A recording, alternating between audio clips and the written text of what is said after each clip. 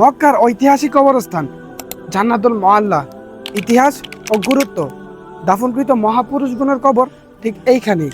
এটি মক্কার প্রাচীন এবং সম্মানিত কবরস্থান জান্নাতুল মুআল্লা। ইসলাম আসার বহু আগে থেকে এই স্থানের ইতিহাস। আরবের বড় বড় পরিবারের বংশের কবর এইখানে ছিল। এইখানে শাহিদ আছেন রাসূল সাল্লাল্লাহু আলাইহি সাল্লামের পরিবার, ঘনিষ্ঠ আত্মীয় এবং সেই যুগের গুরুত্বপূর্ণ সাহাবীগণ। ইসলামের একটি বিশাল ইতিহাস এই ভূমির নিচে লুকিয়ে আছে। এইখানে দাফন করা হয়েছে রাসূল সাল্লাল্লাহু আলাইহি সাল্লামের জননী আমেনা বিনতে ওয়াহাব রাদিয়াল্লাহু আনহা। আরো আছেন এখানে ইসলামের প্রথম নারী মুমিন ও মহান সঙ্গিনী হযরত খাদিজা রাদিয়াল্লাহু আনহা এখানে শাহিদ আছেন।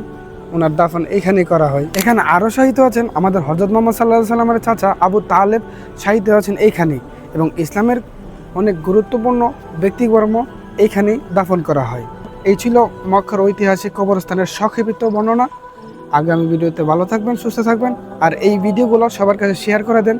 যারা এইখানে আসতে পারে নাই তাদের দেখার সুযোগ করে দেন। আসসালামু আলাইকুম।